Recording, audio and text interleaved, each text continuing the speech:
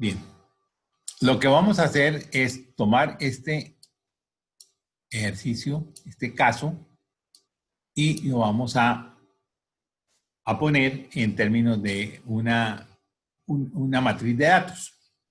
Entonces, están en los vídeos también de la clase, los pongo separados.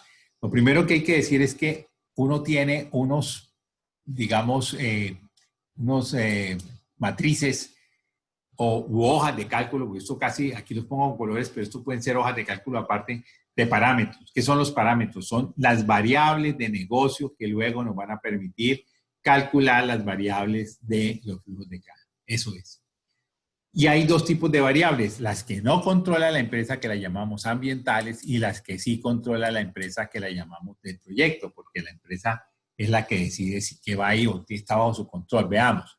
Los impuestos, eso es algo que está puesto y lo pone el Estado y punto. No hay nada que hacer, no lo controla la empresa. Para el proyecto no lo puede controlar. La inflación, igual, es una cuestión económica. La depreciación, también hay unas normas que dicen cuánto puede depreciar usted cuando está teniendo un activo de determinada característica. Si es un activo, por ejemplo, un edificio, creo que son 20 años. Si es un carro, un automóvil, son 5 años. Si son computadores, son 3 años. Luego vienen los parámetros del proyecto. Fíjense que acá no pusimos unos parámetros que son de mercado, pero mercado financiero, como son ese beta del sector, rentabilidad del mercado completo, rentabilidad libre de riesgo. Eso no lo pusimos. Entonces, eso es en el otro problema, cuando ya lo resolvamos completo, sí habrá que colocarlos. Pero ahora tenemos, sencillo, parámetros del proyecto, y entonces todo lo que vea inversión en equipos, pues el proyecto le pide, pero la empresa es la que saca la plática, o sea, no hay nada de afuera. Volumen es lo que la empresa dice, ve, yo voy a vender tantas unidades, va a vender 15.400 unidades el primer año, funciona como año, y luego va a ir vendiendo unos aumentos sobre el año anterior que están aquí para quedarse en un vegetativo del 1%, o sea, de ahí en adelante va a aumentar solo el 1% en volumen, lo cual no es malo, porque una empresa que no aumenta el volumen de producción en el tiempo, pues puede que se quede, porque digamos, la población aumenta, pero no solo la población, sino el PIB, Producto Interno Bruto. Entonces, si uno lo mira a 20 años, esa empresa se quedó haciendo esta cantidad y el mercado fue haciendo más y más, pues va perdiendo participación muy fuerte. El precio, dice que el precio es 1.750.000, aquí lo puse en miles para no llenar eso de ceros, y luego aumentando el ritmo de la inflación. Las ventas, capital de trabajo, bueno, todos estos son elementos que están en el campo de la empresa, o sea, la empresa los controla. Y una vez que tengamos los parámetros, debemos ir a algo que yo llamo secuencias. ¿Las secuencias qué son? Las secuencias son aquellas series de datos que hay que desarrollar y luego agrupar. Me explico. Por ejemplo, los préstamos. A mí me prestan 10 millones y si yo pago cuota fija mensual, yo tendría que irme a una tabla de amortización donde voy mes por mes a ver cuál es la cuota, cuáles son los intereses, etcétera, para traer acá ¿qué? Acá debo traer son los intereses, finalmente es lo que me interesa, y los abonos a capital. ¿Por qué los abonos a capital? Porque ustedes verán que aquí los pagos de préstamos están dados también como una línea que hay que llenar. Ahora, aquí lo hicimos más fácil. Entonces, estas secuencias son como el intermedio. Algunas cosas que son así en serie, por ejemplo, en los préstamos y las depreciaciones. La depreciación siempre va disminuyendo. Este es el valor inicial, va disminuyendo cada año hasta que llega a cero. Esas dos las llamamos secuencias y las hacemos aparte. Luego vienen ya los flujos de caja, flujos de fondos, y hay dos, yo los separo en dos. Usted puede hacerlo conjuntamente. A mí me gusta más separarlo porque después si uno quiere mover algún valor, lo mueve más fácilmente. ¿En qué lo separo? En inversión y en operación. La inversión tiene una característica, como lo dijo Melissa, tiene que estar al comienzo de cada año. Entonces nosotros aquí podemos, por ejemplo, inmovilizar los paneles aquí, datos, vista, inmovilizar paneles. Inmovilizar paneles. Y entonces aquí vemos que en la inversión, todo este dinero debe estar, la inversión en equipo y la inversión en capital de trabajo está en el momento cero. O sea, ahí se hace porque debe estar para el año 1. Pero cuando nosotros veamos aquí el volumen y todo esto, estos son elementos de todo el año que se ponen al final del año. Usted mira, pero ¿cómo así? Si yo acabo de empezar y voy vendiendo, empiezo el 1 de enero, el 2 de enero vendí, porque ese 2 de enero me lo llevo para el final. Pues así opera. Si a usted le parece mucha distancia ese sesgo, pues habrá que hacerlo a día por día. Y ahí sí no tenemos sesgo. Día por día, en vez de tener 10 años aquí como tenemos, tendríamos 3.650 y piquito días, y eso es muy engorroso y no da ninguna ventaja porque todos los proyectos tienen ese pequeño sesgo. ¿Cuál? Que todo lo que necesitamos está al comienzo del periodo y todo lo que hacemos en el periodo se pone al final del mismo. Ingresos y egresos. Entonces tenemos también el flujo de fondos que es el PIG, más los ajustes de aquí abajo, y ya tendremos los dos flujos de caja que los vamos a sumar. Sumo el de inversión, que es negativo porque es una erogación, con el de operaciones, que normalmente es positivo. En el momento cero, pues la operación no me da nada porque en ese momento sería el año -1 y el año -1 no operamos, ¿ok? No hay año menos. Luego el WACC. En este caso, lo voy a llamar WACC porque es el costo de capital y se llama Weighted Average Cost of Capital. Pero es que así lo conoce toda la literatura hoy por hoy y es el famoso WACC. Por ahora, dejemos el nombre WACC y asterisco va a ser el mismo WACC. Y ahorita nos lo dieron. Dentro de una semana o dos ya tenemos que calcularlo. Y ahí en este caso lo podemos calcular para cada año. Aquí es total. Para todos, vale, alguien lo calculó y es el 20. Y luego nos dice que la empresa tiene este proyecto a 30 años o a muy largo plazo. Y entonces, como política, ella tiene de poner los proyectos construidos cifra por cifra durante los 10 primeros años y ver si ahí ya tiene un crecimiento constante para perpetuarlos. Eso es lo que va a pasar acá, porque es un proyecto de largo plazo, que entonces lo vamos a perpetuar y vamos a ver si en el año 10 no tenemos que seguir estimando más, sino que ya lo podemos perpetuar ahí. La única condición es que hayamos encontrado ese G o ese J más o menos constante, ¿ok? Y eso se llama entonces el flujo de fondos neto con continuidad. Aquí lo que hacemos es el crecimiento ya en estado estable lo vemos si está o no está, si está ya lo ponemos allí y luego le hallamos el valor de continuidad con las fórmulas que conocemos. Y entonces cogemos el flujo de fondos neto que hay aquí, lo ponemos igualito y en el último momento le sumamos la continuidad. Ya tenemos un proyecto que era a muy largo plazo puesto en un flujo de caja a 10 años. Le hacemos el BPN, le hacemos la TIR y le hacemos el periodo de recuperación y se acabó el problema, ¿ok? Se acabó el problema. Eso sería todo lo que nos están pidiendo. Eso es todo lo que nos están pidiendo. Profe, Dime. la parte de financiación, ¿dónde iría normalmente? Ya. ¿O ahí cómo se toma? Ahí se toma aquí con el préstamo. Mira, como el préstamo es para inversión, aquí está, entonces le hacemos todo. Normalmente uno hace es una tabla de amortización aparte y va sumando los primeros 12 meses de intereses, de abonos, y eso lo pone al final del primer año. Pero aquí lo vamos a hacer así para no tergiversar tanto. Luego hacemos uno en que lo hagamos así separado. Pero aquí lo vamos a hacer de esta manera. Ahí está en el préstamo, la financiación. Muy bien. Visto esto, pues vamos a completar primero todos los datos que necesitamos para luego ir avanzando hasta llegar al último punto que está aquí, ¿ok? Entonces, lo primero es completemos todos los parámetros. Parámetros ambientales están todos completos.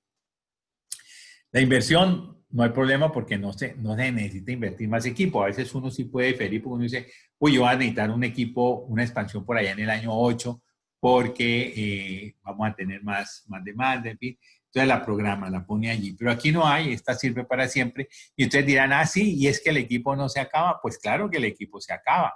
Pero el punto es que uno con el mantenimiento, los gastos de mantenimiento que están por aquí en los costos fijos o costos variables, a veces mantenimiento y fijo y variable, uno lo que está haciendo es proporcionando las condiciones para que ese equipo se mantenga. Es como nosotros, con las vacunas, con las medicinas que nos tomamos cuando estamos enfermos, hemos podido llegar a superar la edad de 35 años, que eran los primeros homínidos, a ahora 110 años que pueden durar las personas, promedio 90. Ustedes son una generación en donde creo que no bajan de los 80 años de vida. ¿Por qué? Por todo esto. Así pasa con los equipos. El mantenimiento es para tenerlo. Es como un carro. Si carro deja que se vaya dañando poco a poco, pero cada vez que hay un pequeño daño, Uno lo lleva así el carro esté andando, lo lleva al taller para que no siga, no se deteriore tanto. Eso es lo que hace que esos activos fijos puedan tener continuidad. Y uno se encuentra empresas con que el activo fijo está depreciado, vale cero en libros, pero el activo está trabajando. Entonces ahí hay problemas, pero eso es de otra materia, se llama costos y presupuestos, donde un activo fijo que tiene valor cero, no le pueden poner cero, porque si no está, no pueden producir. Entonces hay que ponerle un valor de mercado para poderlo costear. Y si usted lo hace, el valor de mercado, aparte de las cuentas contables, pues no hay problema. Ahora, las NIF sí permiten que usted revalorice sus activos sin ganar dinero, sin tener que pasar por las utilidades para hacerlo más fiel a la realidad, ¿sí? Eso es, pero bueno, son problemas de otra temática. Bueno, ¿qué tenemos acá? El volumen. Fíjese que el volumen va a ser igual al anterior multiplicado por 1 más el incremento de volumen. Esa curva de volumen de producción siempre hay, o curva de ventas. A mí me gusta más volumen porque volumen es volumen por precio, me da las ventas. Entonces yo puedo manejar dos variables, y no una sola, como si dijera las ventas totales. A veces hay que hacerlo así, pero acá me gusta volumen. Entonces usted mira, no, pero volumen ¿cómo? Si hay empresas que venden 200 productos, pues hay que decir cuál es, puede ser la onza, puede ser el gramo, puede ser el tarro, puede ser no sé qué. Por ejemplo, en industria papelera, el volumen por más papeles y tipos de papel que saca es toneladas. Toneladas es lo que más está constante durante todo el proceso. En la industria azucarera, pues azúcar, quintales de azúcar. Toneladas de caña también puede hacer. Ahorita que están trabajando con alcohol etílico, producción de algunos ingenios, pues ya no pueden poner quintales de azúcar en alcohol etílico. Es toneladas de caña. Entonces, alcohol etílico proveniente de toneladas de caña. Entonces, uno tiene unas variables que pueden, digamos, traspasar todo el proceso. Entonces, aquí tenemos y ya con esta fórmula podemos irnos hasta el final y decir, mire, sí, claro, que nos vamos a ir aumentando mucho. Al final ya el crecimiento queda en 1%, qué bueno. Y el precio nos dice, ya tiene usted su primer precio, entonces para hallar el segundo, multiplíquelo por 1 más la inflación. Y la inflación para el segundo año es 5. Es importante aquí reconocer que por hoy, y desde hace más de 20 años, ya nosotros trabajamos con la inflación proyectada, o sea, con la que dice el Banco de la República. Se le crea al Banco de la República. Hace 40 años o 30 se proyectaba la inflación del año pasado, no la que se proyecta ahora. ¿Por qué? Porque en ese tiempo siempre la gente decía, no, todo subió el año pasado tanto, entonces eso mínimo va a subir esta vez. Y nos vimos en un espiral inflacionista que afortunadamente pues llegó como hasta el 35%, por allá a finales, principios de los 90, pero luego hubo una afortunada postura de un ministro de Hacienda que propuso el modelo para digamos, establecer el salario mínimo de la productividad, precios y salarios. Entonces lo que dice es, mire, si nosotros medimos la productividad, medimos la inflación y la productividad ha aumentado, pues el salario mínimo no aumenta la inflación, aumenta más. Entonces, eso es lo que pasa. En el último, cambiaron el método del DANE desafortunadamente, porque lo que ha pasado es que si uno mira la inflación desde el año 2000 hasta ahora, el salario mínimo le ha sacado un 35% de ventaja a la inflación. O sea, hoy tiene un 35% más de poder adquisitivo el salario mínimo, por lo tanto todos los salarios, es cierto. Y con esa, digamos, esa forma lenta de parsimonia, digamos así, esa parsimonia de desarrollar el modelo, hemos logrado aumentar el poder adquisitivo sin poner en riesgo el disparo de la inflación. En Europa lo sintieron. Ellos en 8 años, durante el periodo de Zapatero en España, aumentaron el 60% del salario mínimo. ¿Qué pasó? Inmediatamente vino la quiebra de España y todos los países pobres, porque todos aumentaron los salarios mucho, quedaron muy costosos, y entonces los países compradores se vinieron para Asia y para América a comprarle a estos países porque no habían aumentado tanto el salario. Entonces es algo que hay que mirar. Y resulta que estos estaban pues felices porque, claro, se aumentaban el salario y el tipo de cambio lo podían manejar, pero ahí no lo podían manejar porque ya países europeos vendiendo en euros para otros países europeos compradores comprando en euros, entonces no podían manejar el tipo de cambio. Nosotros sí que lo podemos manejar, pero bueno, eso es un tema de finanzas internacionales. Entonces, digamos que ahí estamos trabajando el precio y el precio va a ir aumentando al ritmo de la inflación y como les dije, es la inflación estimada para el año, no la inflación pasada. Ya, especulativamente ya eso terminó. Muy bien, ahí tenemos estos valores. Vamos a ponerlo calibre. Ahí está. Y luego viene las ventas. Muy sencillo. Si yo multiplico el volumen en unidades por año por el precio, pues me dan las ventas. Pero fíjense que el volumen está en qué? En unidades por año. Y las ventas, el precio está en miles. Yo lo necesito en millones. Todas las cifras están en millones. para mí es millones. Entonces yo tengo que dividir esta cifra entre 1000, porque como está en miles, tengo que dividirla entre 1000 para que me quede millones. Entonces lo hago así. Y eso lo hago sencillamente para evitar los pocos de ceros que hay ahí y poder tener unos números más o menos apreciables. Entonces yo todas las cifras las puse en millones, lo único es que como el volumen está en unidades y el precio está solo en miles, o sea, es 1.750.000 realmente el primer precio, entonces tengo que dividir entre 1000 porque esto me da miles por año y yo no necesito en millones, por eso tuve que dividir entre 1000 para que me dé millones, ¿vale? Bien, luego vienen los costos fijos sin contar depreciación. Ah, no, perdón, el capital de trabajo. Bueno, vamos primero con los costos fijos y luego vemos el capital de trabajo. Los costos fijos serán los costos fijos anteriores multiplicados por 1 más la inflación. La inflación de nuevo del periodo que viene. Lo dice el ejercicio, pero normalmente es así. Uno siempre los actualiza al ritmo de la inflación. ¿Okay? Casi siempre lo hace así, a no ser que haya algún motivo evidente para cambiarlo. Entonces aquí tenemos, y esto va a ir progresando al ritmo de la inflación. Los costos variables nos dan una tasa de costos variables ahí, que son las ventas, aquí está, ventas totales, multiplicado por lo que ha incorporado ahí, que es el factor. O sea, el 30% de las ventas es los costos variables, ¿ok? Eso es lo que pasa. Bien, ahora, lo vamos a llevar hasta acá, pero ahí nos tenemos que darnos cuenta de varias cosas. Primero, parece que por aprendizaje y todo eso estiman que por allá va a haber unos años en los cuales empieza a bajar el factor ese de costo variable o el costo variable empieza a bajar, pero luego empezará a subir también por algunos problemas de ineficiencia. No dice cuáles, pero estos son los datos que dieron. Entonces tendríamos esta proyección de costo variable y todo a 10 años porque la empresa pues así lo organiza. Tenemos los préstamos 10 millones y luego nada, la tasa de interés 16,50 para todos los años y la amortización del préstamo es, dice que en 5 años, como me dieron 10, pues es 10 millones sobre 5 me da 2 millones cada año, ¿ok? Ahí tendríamos nosotros entonces los daticos de esta primera parte y son los parámetros ambientales, ¿ok? ¿Qué me faltó? El capital de trabajo, perdón, los parámetros del proyecto, el capital de trabajo. Fíjense en esto. Pregunta. ¿Estos 5.000 millones son para producir cuántas o para hacer cuántas ventas? ¿Quién me da las ventas? ¿Cuánto vamos a hacer con esos 5.000 millones de capital de trabajo? Sería para hacer 26.000. Sí, señor. Sí, señor. Muy bien. Exactamente. Para hacer esas 26.000 millones.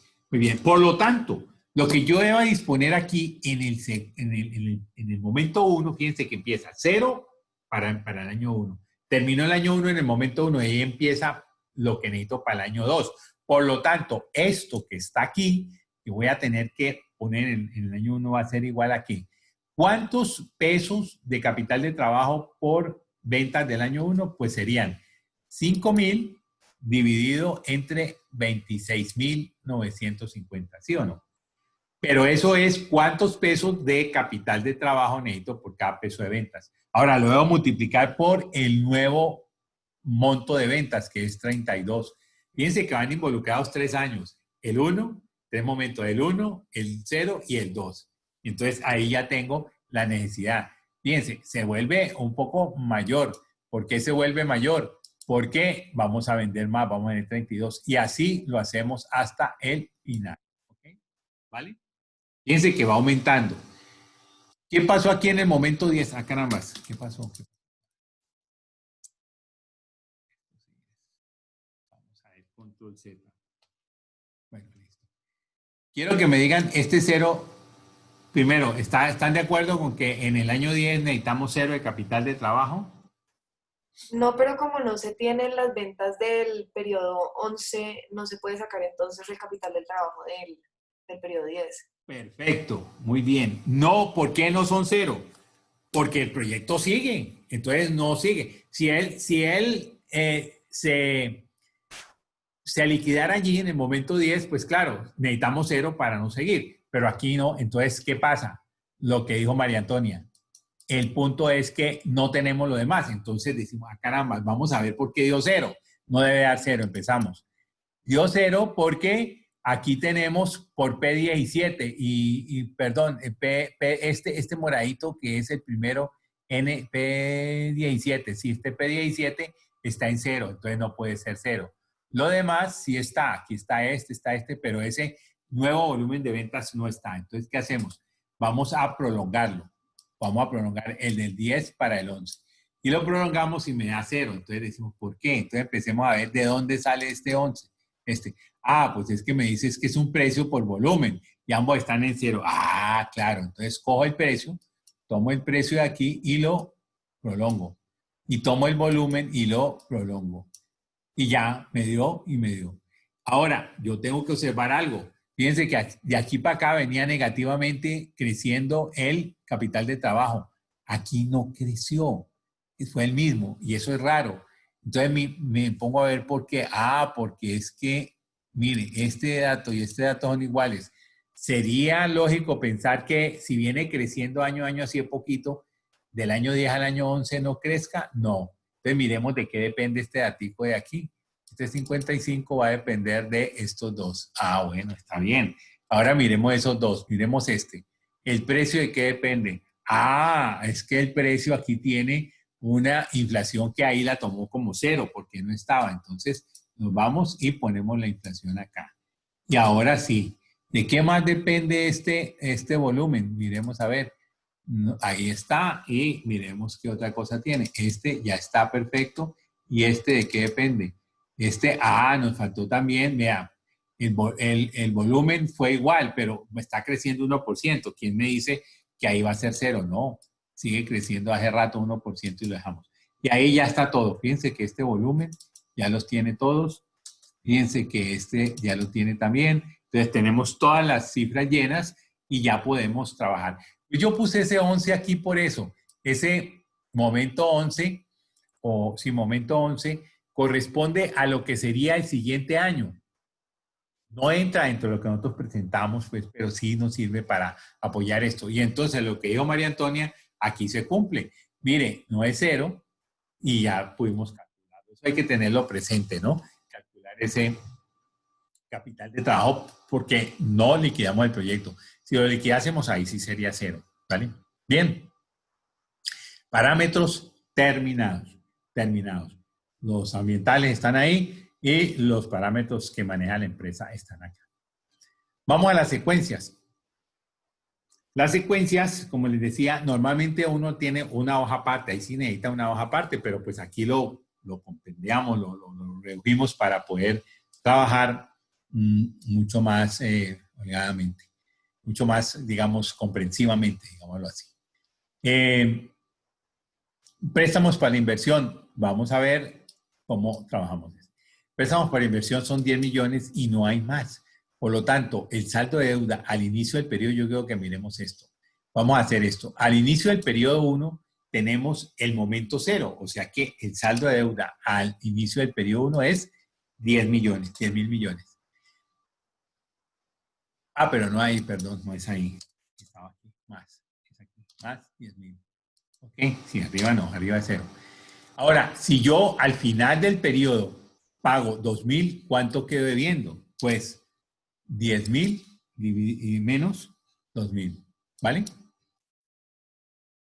Entonces queda debiendo 8.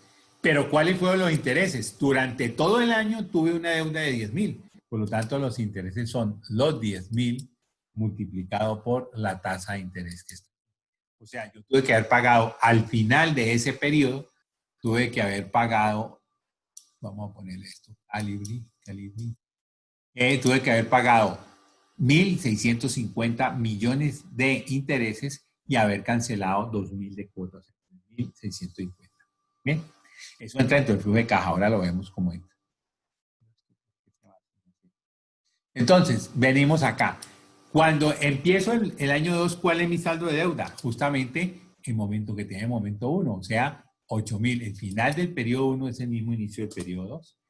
Y este saldo de deuda al final, pues lo copio. Y este 1.650 ahora lo copio acá. ¿Y esto qué me va a dar? Me va a dar la tasa o los intereses. Fíjense que aquí fueron los 16.50 que me cobran anualmente, pero por el saldo que mantuve todo el segundo año, que fueron 8.000. Bueno, y así sigue esto totalmente hasta el momento 0. Yo lo voy a llevar hasta acá. Y él se va acomodando y al final, en el año 5, ya no debo nada, pagué mis 330 de intereses, pagué mis 2.000 y ya para los siguientes años no hay ninguna saldo de deuda. Eso es importante porque aquí en el año 5 al año 6 debe haber un salto porque el flujo de caja se va a alterar dado que ya dejé de pagar deuda. Antes pues estaba muy alterado al comienzo y va disminuyendo, pero aquí sí llega a 0. Entonces ahí debe haber un saltico de esos que perturban. Bien, esa es la primera secuencia, ¿vale? La segunda es... Una pregunta.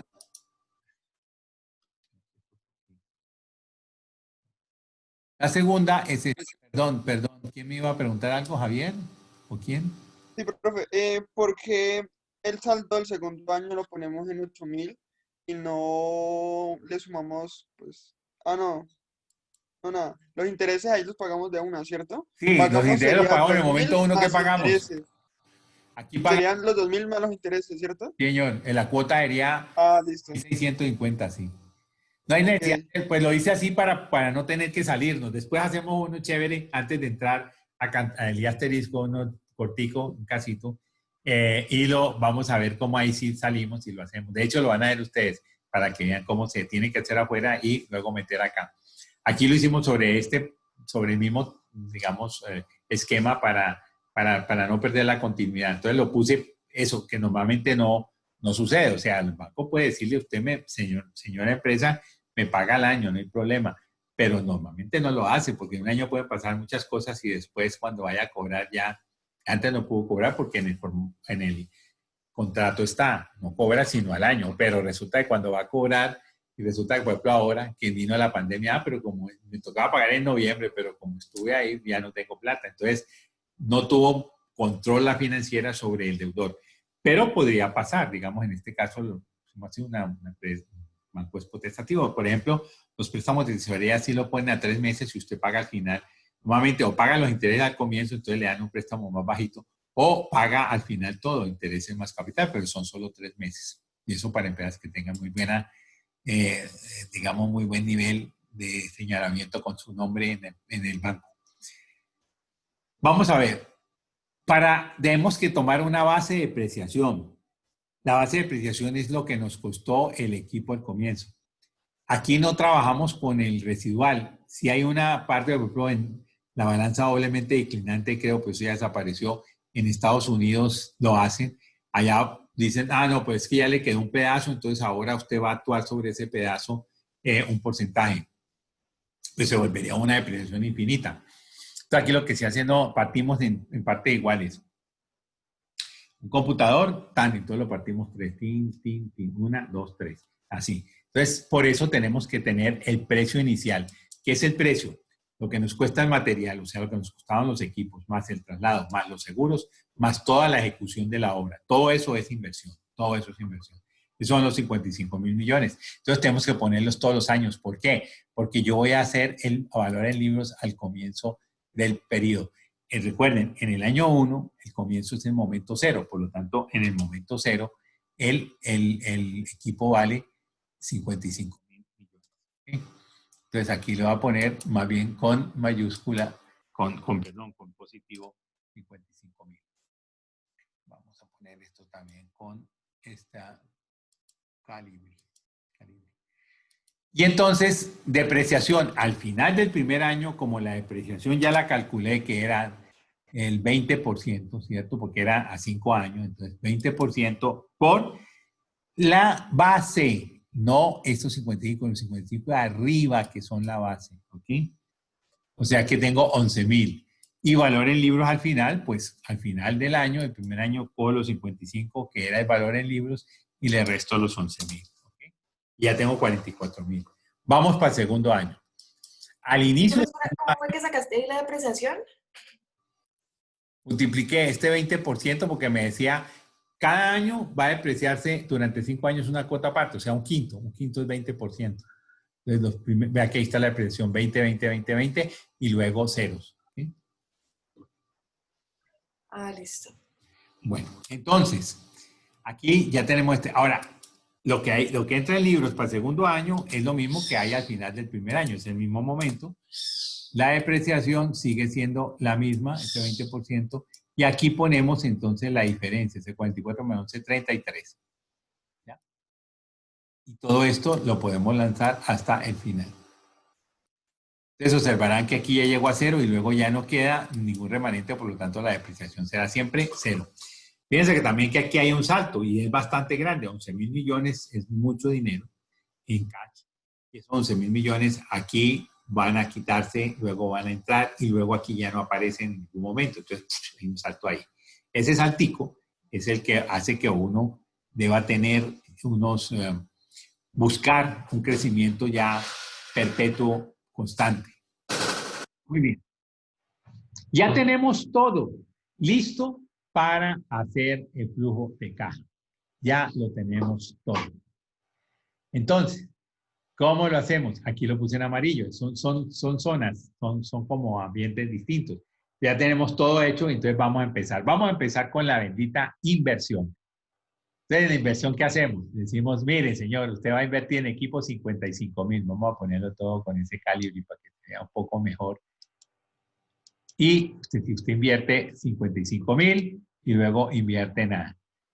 Bueno, ahora, el capital de trabajo necesario, voy a poner aquí capital de trabajo necesario, lo pusimos allá. Y este 5.000 lo trajimos de acá. Y luego el 6.380, 6.900, todo con su signo. Le puse una vez el signo para saber que son erogaciones. Todos estos capitales de trabajo son lo que necesitamos. Miren que el último ya no dio cero, ¿sí ven? Por lo tanto, está bien. ¿A mí qué me importa? El incremento. Recuerden, lo que va como inversión en capital de trabajo es el diferencial, el incremento. Entonces, lo primero es, cuando yo no tenía nada y necesité 5.000 millones al comienzo, 5.000.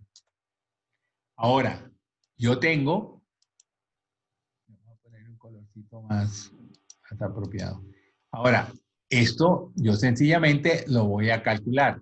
Para el segundo año, ¿qué necesito tener en el momento 1?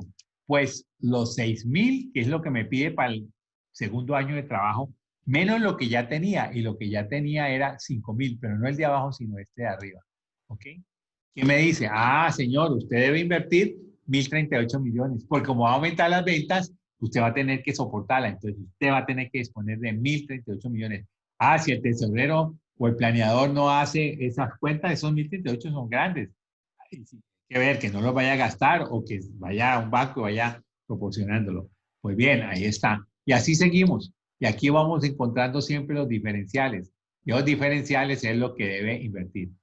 ¿Quién me dice por qué al comienzo invierte bastante capital de trabajo y al final poco? ¿Por qué? Porque el porcentaje en que incrementó las ventas cada vez va disminuyendo, ¿no? Lo que veíamos arriba de Exactamente. que iba cayendo. Perfecto, Melissa, muy bien, así es.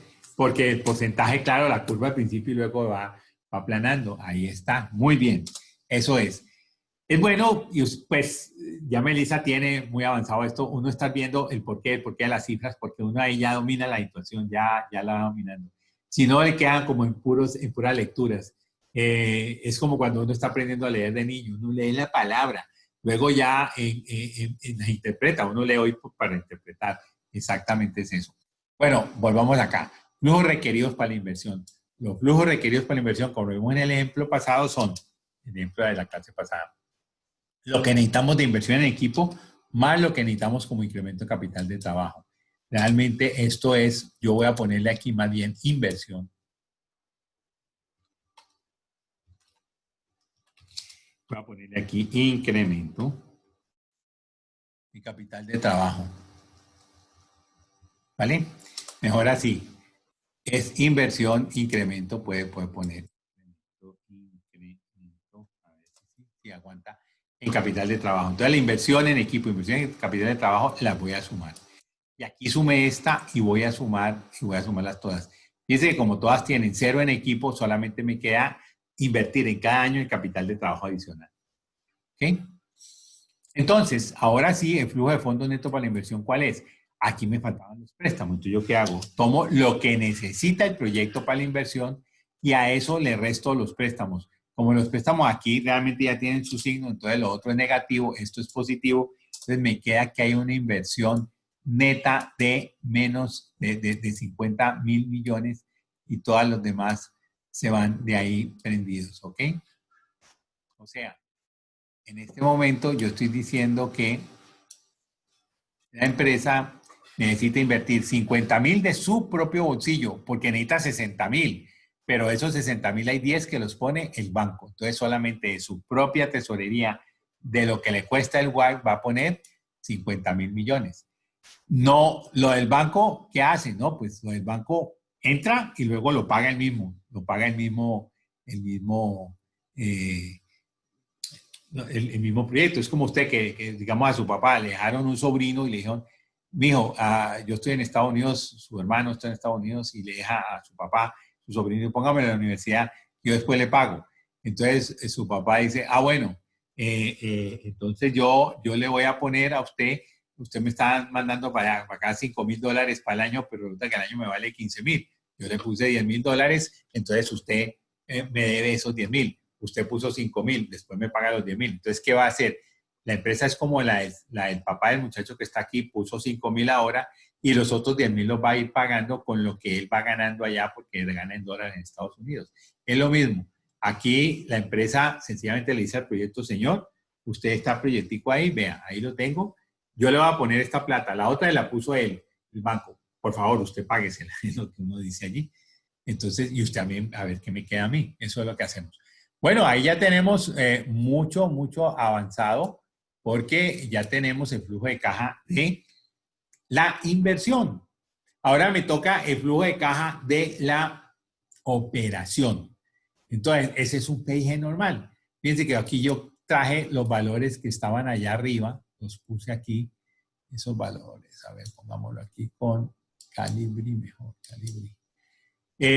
Los mismos, allá estaba el volumen, aquí está por ejemplo este volumen de donde se trajo, aquí está el que se trajo de este lado, volumen de operaciones, aquí está el precio, yo puedo tener los ingresos, los puedo hacer aquí o sencillamente los traigo también de arriba, los ingresos o ventas, aquí está ventas totales son estos, ya como los calculé pues ya los traigo arriba, ya va a ser el primero y luego lo copio. Entonces ya tengo esto. Normalmente uno en el PIG pone esto porque cuando va a lograr un proyecto es bueno que todo digamos, los altos estamentos de la empresa, pues si van a mirar esto, vean cuál es el volumen y cuál es la venta, ¿no? Entonces, este volumen está bueno, no, pero ¿por qué no podemos hacer más o no estamos muy apretados? En fin, dale esa opción, pues sean estos dos primeros. Luego vienen los ingresos. El costo variable también lo teníamos desde acá. Y el costo variable es, ¿dónde estaba el costo variable? Costo variable para el primer año es 8.085. El costo fijo sin depreciación es 3.000 para el primer año. Y luego nos haría falta la depreciación. La depreciación la traemos de algún lado donde la calculamos. La depreciación fue 11.000. ¿Dónde está? Aquí, del año. El primer año fueron 11.000. Y entonces luego todos los costos, incluyendo depreciación, pues sumo. Costo variable más costo fijo más depreciación. Lo importante es tener todos los costos y la depreciación. Usted puede tener costos fijos y costos variables, pero eso normalmente los tiene uno cuando está dentro de la empresa. Si está por fuera, uno tendría costos de mercancías o costos de ventas y gastos de administración y ventas. Y esos son los que el PUC, Plan Único de Cuentas, y la NIF dicen que se deben exponer, o sea, se deben configurar en la información pública. Y esto lo hace porque es más fácil obtenerlo y porque también permite a la gerencia ubicar responsabilidades. Es más fácil para la gerencia decir, uy, estos costos están muy altos en producción, estos costos están muy altos en administración y ventas. Que si son fijos y son variables, él no sabe porque hay fijos de administración y de producción y ventas y también hay variables de ambos. Pero para hacer normalmente análisis de negocio y todo esto, lo mejor es costos fijos y costos variables, pero hay que estar adentro porque no está en la información pública.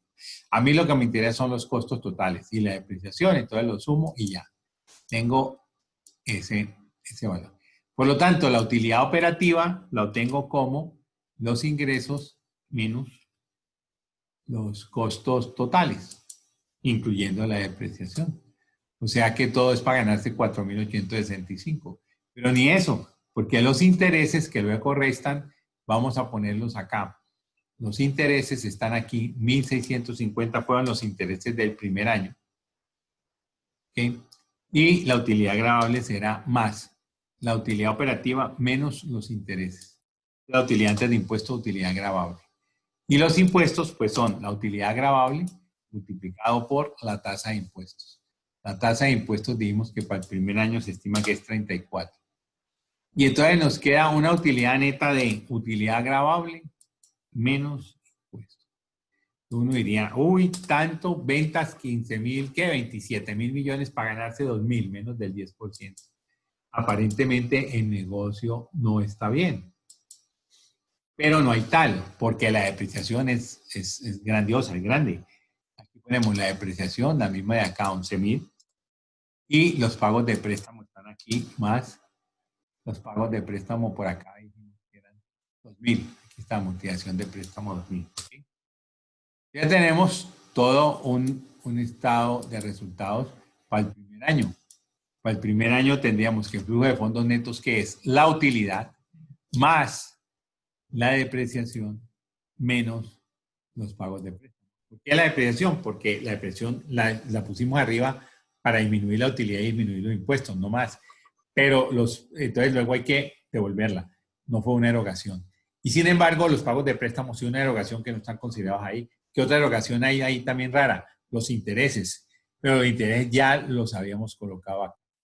Entonces ahí tenemos esa condición y tenemos ese valor. Fíjense que cuando está dando finalmente es la depreciación, esa depreciación da flujo de cada. Dime. No entiendo ahí por qué se deprecia 2 veces. No se deprecia 2 veces. Se deprecia una vez porque si tú miras, aquí lo que hicimos fue sumar esta depreciación. Pero esta depreciación, cuando hacemos la resta. Entonces lo que hicimos en ese caso fue neto, restar la depreciación. Por lo tanto, Okay. aquí ¿qué hicimos con la depreciación? La sumamos. Mira, aquí la devolvimos, la tenemos que sumar. No la estamos... perdón. Ahí está. Profe, esos 2.000 del pago de préstamo, ¿por qué no se puede descontar arriba? Porque no son gastos. Por definición, en el balance están las cosas que no son de flujo, no son de entradas y salidas de dinero. O sea, cuando uno tiene todos los ingresos que son para uno y todos los gastos que fue lo que uno hizo, pues entonces tendrá un remanente que es la utilidad. En el caso de los préstamos es algo que me prestan y no es mío, yo lo debo. Entonces cuando me prestan, ingresa, pero no ingresa al PIG porque no son utilidades, no son mías las utilidades. Y después cuando lo pago, egresa, pero no egresa como un costo mío, porque lo debía. Pues son partidas del balance, los préstamos. Entonces, cuando yo pago esos préstamos, en ninguna parte están aquí los abonos, porque los abonos no son un gasto. ¿Cómo voy a gastar algo que no es mío? O sea, yo sencillamente le digo al banco, présteme 10.000 millones. El banco me dice, sí, pues usted me los paga en 5 cómodas cuotas de 2.000 millones, más los intereses. Entonces, claro, yo salgo pagando mucho más. Estoy pagando, fíjense que aquí en la secuencia está, estoy pagando los 2.000, y estos 2.000 son capital que no era mío, por lo tanto no entran, ni como un ingreso de la operación, ni como un egreso de la operación. Sencillamente los puse ahí para utilizarlos. Y lo que sí, en la operación me produce es que por haber utilizado eso, pues me generó que pagara unos intereses. Los intereses sí son propios de la operación, están involucrados ahí, pero el dinero al final hay que rescatarlo. Y está en una cuenta que se llama el balance. En el balance uno dice deuda. Cuando uno paga la deuda, disminuyen las cuentas por pagar y entonces, o la deuda a largo plazo disminuye. Entonces, de ahí lo tiene. Por eso es que no están aquí en este PIG y nosotros estamos usando el PIG o el estado de resultados para hacer este efecto. Muy bien, ya teniéndolo aquí, dime. En todos los ejercicios vamos a suponer que el volumen de unidades producidas va a ser igual que el volumen de unidades vendidas. Pues por ahora sí, porque aquí la verdad es que yo puse fue unidades, volumen, incremento de volumen, precios, ventas. Aquí puse unidades, volumen. El volumen fue volumen vendido. No estoy metiéndome adentro de la operación. Claro, si estuviéramos en costos, pues sí que había que decir, usted cuando se pone acá, usted no mira, ¿dónde mira esto? Para calcular los costos de ventas. Ahí sí, porque resulta que los costos sí que tienen la desperdicios. Para que usted produce y hay unos desperdicios, entonces a unas unidades malas, entonces esas unidades se pierden. Lo otro que está relacionado con su pregunta es, bueno, ¿y qué pasa con, digamos, el inventario? ¿Esto qué pasó ahí? Pasó algo raro, ¿no?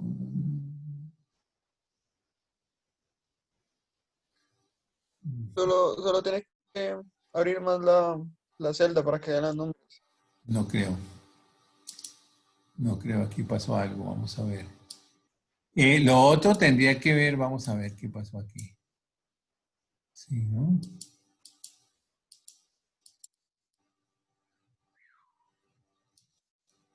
Entonces, aquí lo que pasa es que posiblemente aquí en el 5 hay algo que no está bien.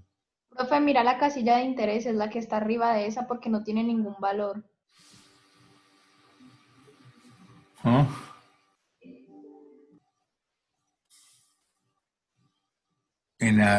¿Cuál es la aquí? 16.50. No, profe, abajo en el PIG, en el PIG.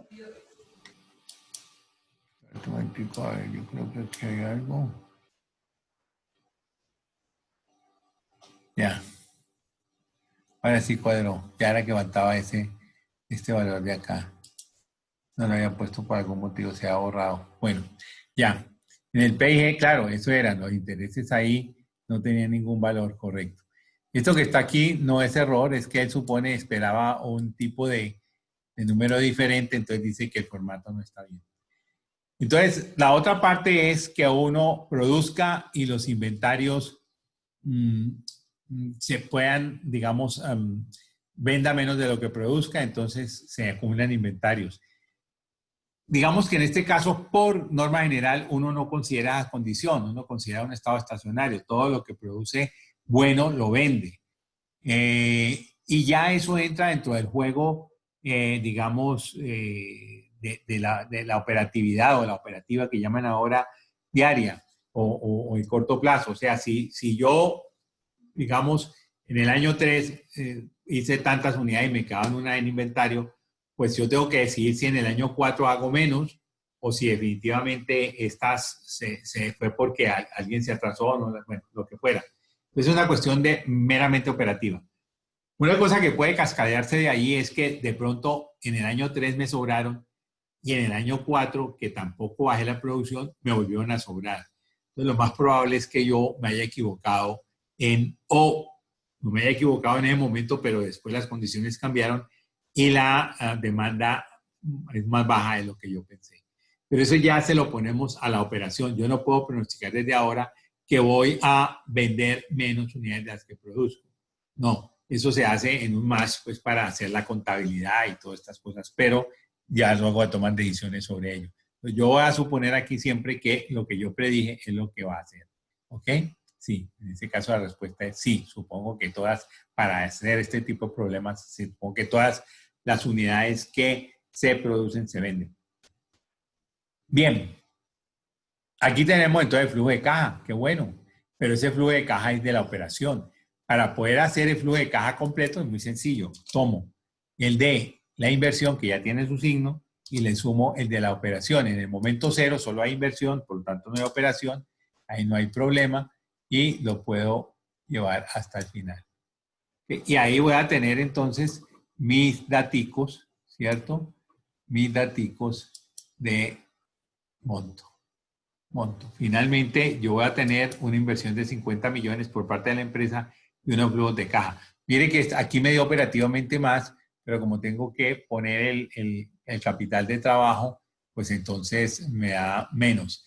Pero no solo eso, sino que aquí me dio más porque si usted suma 2 y 11 son 13, yo dispondría de 13.000 millones el primer año, pero hay que pagar 2.000 de préstamos. Por eso apenas me da un flujo de caja de 11.000 menos lo que dimos acá, me da finalmente esos 10.000. Yo quiero saber si ese flujo de caja es bueno, digamos, me compensa la inversión. Alguien pudiera decir, no, yo ahí está 10 años y ahí lo dejo. Eso no se debe hacer, porque de ahí para allá uno puede ver que digamos, los flujos de caja son positivos y al ser positivos hay una oportunidad pues de seguir creciendo. Entonces, lo que toca ahora es hallar el valor de continuidad, ya que tengo el WACC, como les digo, en 2 semanas estaremos haciendo ese rosadito del WACC ya calculado. Por ahora entró ahí. Entonces, nos toca así pensar que como hay que liquidar el proyecto y el proyecto es de largo plazo, es perpetuo, entonces vamos con el valor de continuidad. Entonces, en el valor de continuidad tenemos que calcular el crecimiento. Yo empiezo en el momento 2. ¿Cómo lo hago? El flujo de caja de ese momento dividido entre el flujo de caja del momento anterior, menos 1. Es lo mismo que 12.995 menos 10.084. Esa diferencia sobre 10.084. Es esta misma fórmula matemática. Y ahí tengo un crecimiento del 28%. Entonces, esa misma formulita la voy a copiar hasta el final. Yo voy a tener que 28, 20, 21, 8, mire ese salto que pegan aquí, el 4 al 5. Luego, menos 1, 4, hay un decrecimiento allí, menos 9, y luego se va acoplando hasta que queda en 4,68. Afortunadamente, fueron ya muy constantes, pero igual, 4,68, 4,96, 4,52. Yo tomo siempre el promedio de los dos últimos, siempre y cuando, por ejemplo, estos estuvieran en esos rangos muy cercanos, o sea, por debajo de 1%, un punto porcentual de diferencia. Entonces, ese crecimiento ya me dice que es el promedio de los últimos dos. Estos dos. Y esto es una alegría porque ya no tengo que seguir mirando más, haciendo más estimaciones así, cifra por cifra, sino que ya puedo hacer ¿qué? Mi bendito valor de continuidad. ¿Y cómo lo hago? Muy sencillo. Lo primero, acuérdense, tengo que hallar el flujo de caja en el momento 11. Y aquí está flujo de fondos neto, aquí está el bendito flujo de fondos neto. Lo vamos a poner aquí. Y el flujo de fondos neto aquí, ¿cómo va a ser? Más el anterior multiplicado por, abre paréntesis, 1 más el crecimiento perpetuo, que es este. Ya tengo el primer valor, lo tengo aquí un poquito con gris, porque ese es un valor que no lo voy a poner, lo tengo solamente para hallar mi valor de continuidad. Entonces, uso la fórmula de valor de continuidad, que es esta en términos generales, o esta para este caso específico. Aquí que tengo, valor de continuidad que está en el momento 10 es igual al primer valor del momento que sigue, que es el 11, dividido entre la tasa, que es el WACC, que lo tenemos aquí, voy asterisco, menos el crecimiento que está aquí. Y con eso ya tenemos nuestro valor de continuidad. Y nuestro valor de continuidad entonces es 143.762 millones. ¿Qué quiere decir?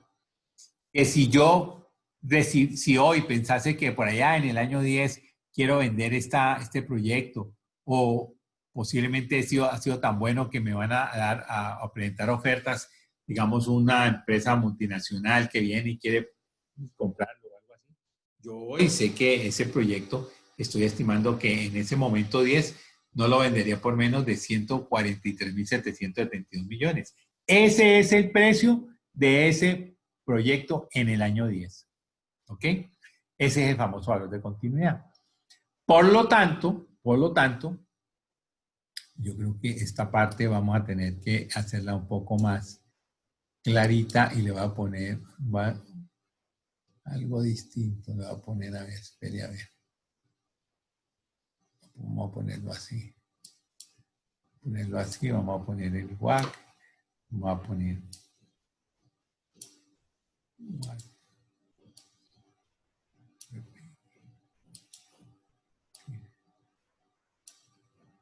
Muy bien, vamos a poner estos allí. La recuperación acá. Entonces, lo que voy a hacer es convertir este flujo de caja en neto hasta el momento 10 y luego, sin valor de continuidad que está ahí, voy a ponerle valor de continuidad. ¿Cómo lo hago? Pues como siempre, antes lo hacíamos en cifras verticales, ahorita están horizontales. Tomo todos los datos y los voy copiando, tales cuales están ahí. Ahí. ¿Okay? Ahí están todos esos daticos. ¿Vale? Ahí están. Pero el último lo pongo como más. Este valor que estaba allá, más el valor de continuidad. O sea que yo, es como si yo recibiese en este año, en el momento, vamos a poner esto con calibre. Vamos a poner esto también con calibre.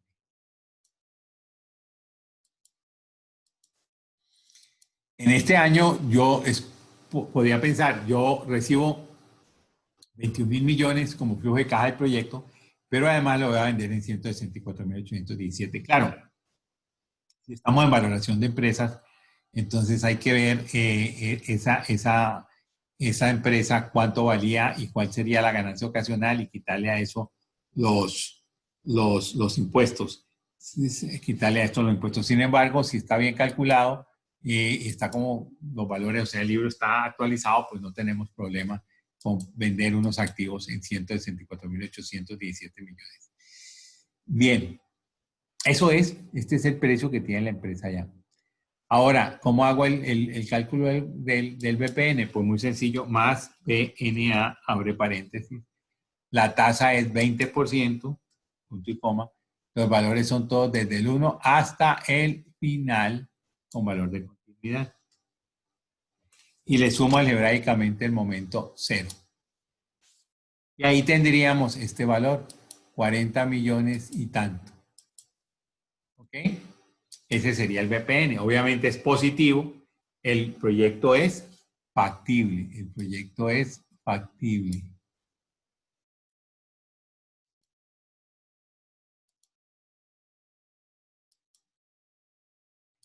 Muy bien. La TIR, recuerden, esta TIR que vamos a calcular aquí es una TIR aproximada, ¿cierto? Esta TIR aproximada es más TIR, abre paréntesis,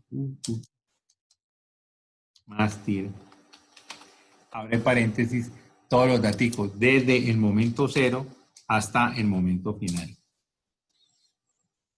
Esta TIR me dio ese valor. Pero no se olviden que esta es una TIR aproximada. ¿Quién me dice por qué es aproximada esa TIR?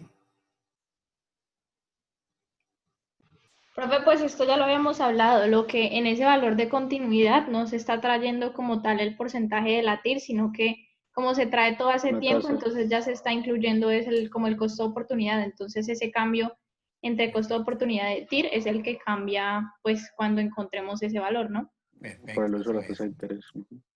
Sí, aprox. Vamos a ponerle aquí aprox. Perfecto, eso es.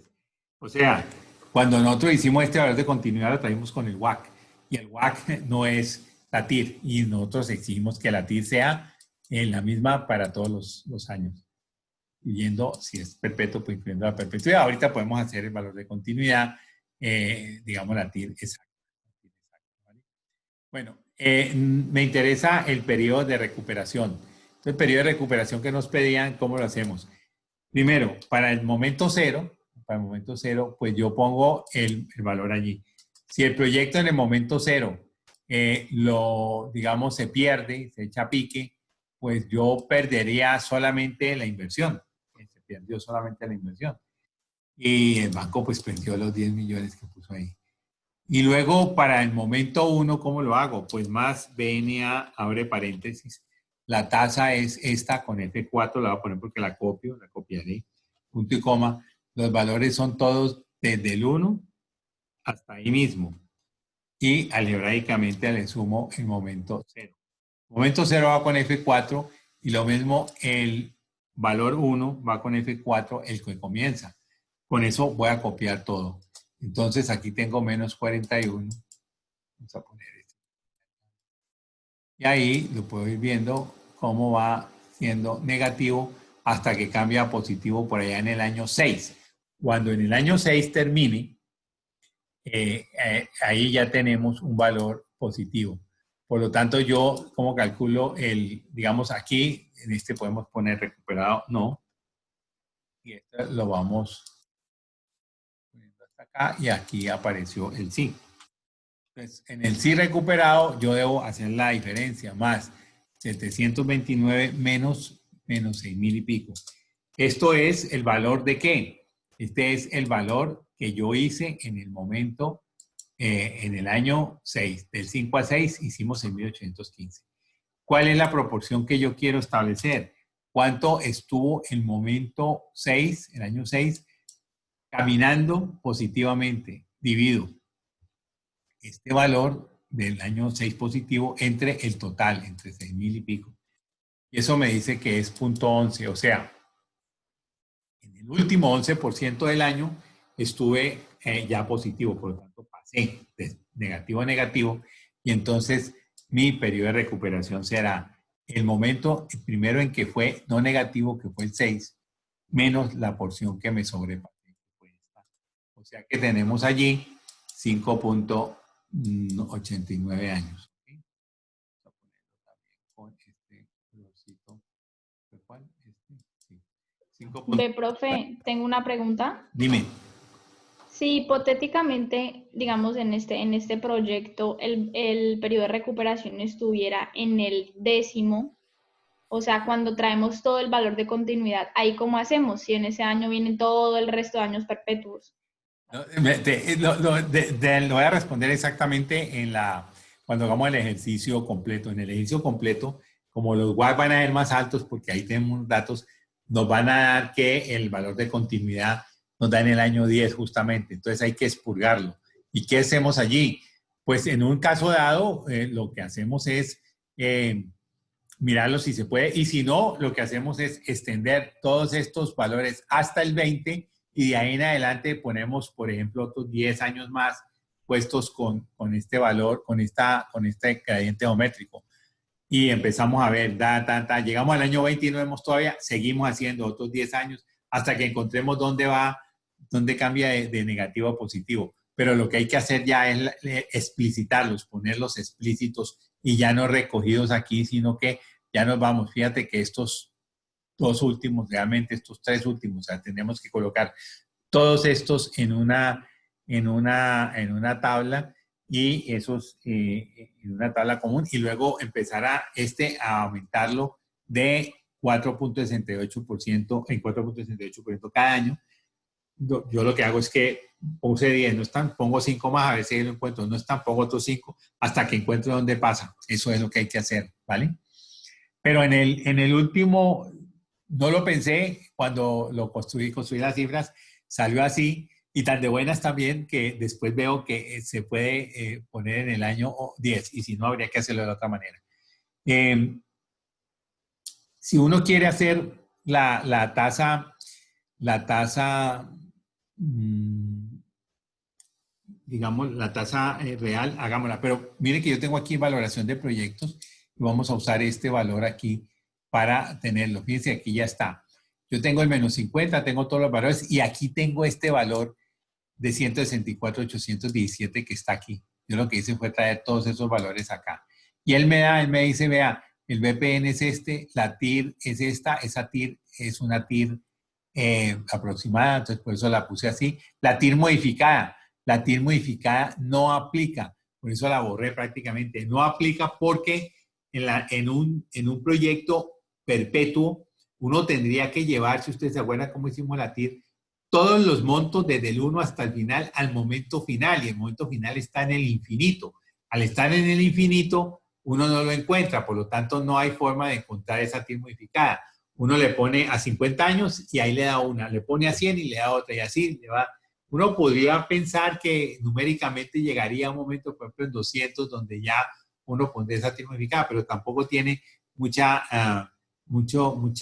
digamos, validez. Entonces yo prefiero decir no aplica porque tenemos que dar todo al infinito, al perpetuo. No aplica la TIR, es una TIR aproximada. El BPN sí es, el índice de rentabilidad obviamente es porque es BPN sobre la inversión más 1 y el periodo de recuperación también 5.89, creo que aquí a la mano también nos dio lo mismo, 5.89. Lo único es que nosotros podemos aquí tomar, por ejemplo, 5 años y ponemos los 89 meses. ¿Cómo podemos hacer esto? Uno puede colocar aquí 5 años, aquí ponemos 5 años, y aquí los meses son más 5.89 menos 5. Esto es una curiosidad, esto no hay que hacerlo. Una curiosidad, 0.89 meses. Pero 0.89 meses lo multiplicamos por 30 días de un mes aproximadamente. Da 26.79 meses. 26. Perdón, meses por 12. No era por 30 y no por 12. Por 12. O sea, 10.72 meses. O sea que tenemos aquí 10 meses. Esto sería 10 meses. Y tenemos los días que serían más 10.72 menos 10. ¿Okay? Estos serían 0.72 meses. Para poner los días serían más 0.72 por 30. Y ahí nos da los días. Entonces estamos hablando aquí de más 5 años, más 10 meses, más 21 días. Para quitarle esos 12 del día o tanto de la tarde, le vamos a quitar aquí. Este sería digamos, la forma de calcularlo, pero eso es con 5.89 está suficiente. O sea que ahí más o menos se ve en cuánto se recupera esa inversión. ¿Ok? Ahí, ¿qué nos faltó? Nos faltó hacer la parte de la tasa, la TIR, correcta. Vamos a intentar hacerlo. Voy a tomar este y lo voy a copiar acá. Entonces, para hacer la TIR, yo lo único que tengo que hacer es el valor de continuidad, lo voy a calcular con la TIR, ¿cierto? Entonces voy a poner aquí una TIR de 30%. Esta ya es exacta, pues la que vas a resultar ahí es exacta. De hecho, como yo siempre que pongo esta es una celda mentirosa, la voy a poner así, 30%. Y entonces ahora el valor de continuidad, en vez de calcularlo con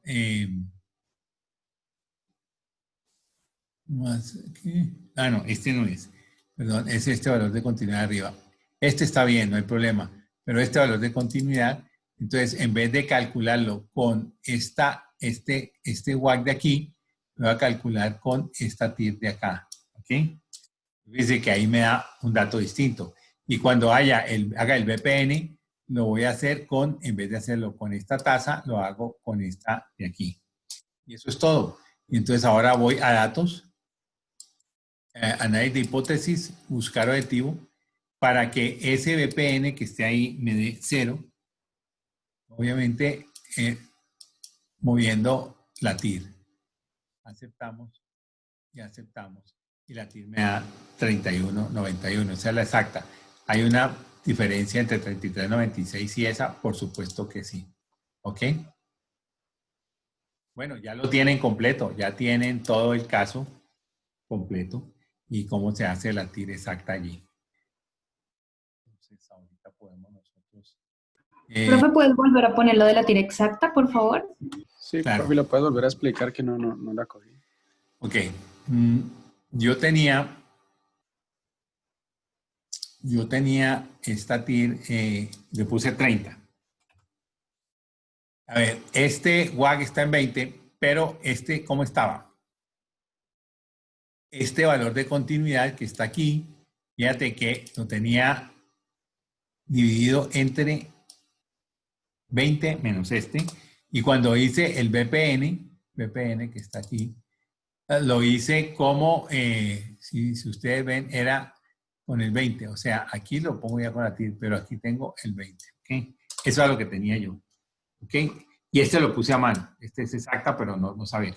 Me dio 40.831, que es el valor que me he dado acá, de BPN, 40.831, ¿ok? Ahí lo tenía. Entonces, ¿qué hago? Yo pongo aquí una TIR cualquiera, una TIR me la invento, ¿ok? Entonces voy a poner el color cafecito, pues este, cafecito. Me la inventé. Entonces yo quiero ahora hacer la valoración con TIR para llevar el BPN a cero. Este BPN ya es BPN a la TIR. BPN a la TIR. ¿Ok? BPN a la TIR. Muy bien. Entonces ahora yo lo que hago es, si el BPN a la TIR, caramba, aquí en vez de ponerle el 20, le pongo este 30. ¿Ok? Y segundo, el valor de continuidad que fue este, ustedes observan que está hecho con este 20, le pongo este 30 y ya. Ya cambié todo lo que va a cambiar, valor de continuidad y cálculo de BPN. Y entonces eso me da un BPN a la TIR de esto, por lo tanto esta no es la TIR. Tengo que hacer que ese BPN me dé cero como datos, análisis de hipótesis, buscar objetivo. Ese BPN me debe dar cero para cambiar esta celda.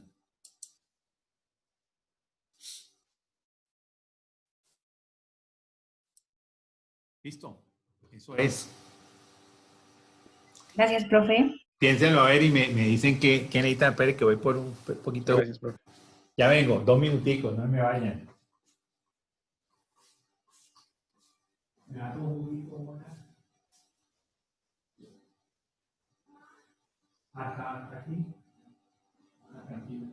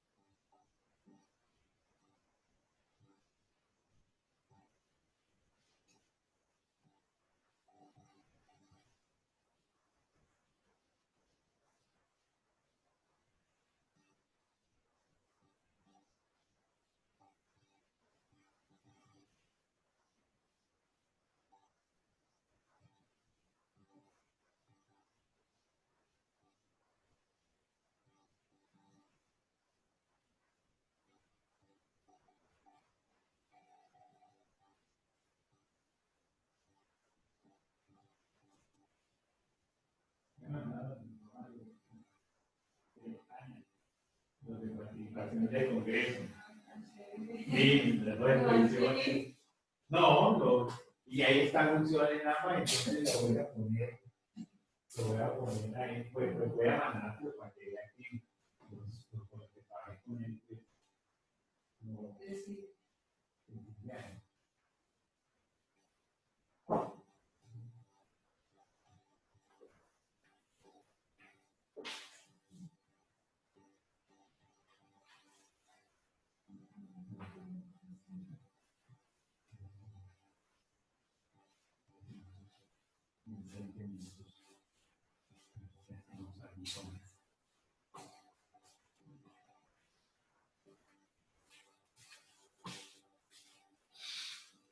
Bueno, muy bien. ¿Alguna pregunta? Esto está en un video también, de manera que no tienen problema. Y además, esto lo acabo de grabar. También voy a intentar ponerlo allá para que lo puedan mirar. Profe, Sí, tengo dime. una pregunta. Abajo del todo, ¿podrías bajar un momento? Abajo de todo. ¿De dónde salió el 0,11 que está arriba de la VPN hasta el periodo T? El 0,11. Ah, ya. Sí, este 0,11 es dividir la parte positiva del último año entre todo lo que produjo el año. Miremoslo y verán. ¿Qué hice yo? Pues fíjate, bueno, esto lo vimos la otra vez con la gráfica de cómo nos íbamos acercando a que el VPN fuera cero, el VPN acumulado. Entonces, cuando empecé el año 5, cuando lo terminé mejor, iba perdiendo 6.086 millones. O sea, si ahí hubiera tenido un problema con el proyecto y se hubiera acabado, digamos, teóricamente habría perdido 6.086 millones cuando empezó el año 5, o sea, perdón, cuando terminó el año 5, este es el momento 5, que es donde termina el año 5. Entonces empezó el año 6, entramos al año 6 perdiendo 6.086 y nos damos cuenta que cuando salió el año 6, cuando terminó, ya íbamos ganando 729. Por lo tanto, ¿qué tuvo que haber hecho el año 6 o la empresa en el año 6? Muy sencillo. Tuvo que haber hecho suficiente para borrar este negativo y quedar positivo. ¿Cómo lo hago? Pues la diferencia entre el positivo y el negativo me da la generación de riqueza de ese año. ¿Cuál fue la generación? 6.815, que es como los 6.086 que estaban negativos más los 729 que quedaron positivos. Entonces, estamos bien abajo tan y quedamos un poquito arriba. Esa diferencia entre este y lo que estaba fue lo que se hizo.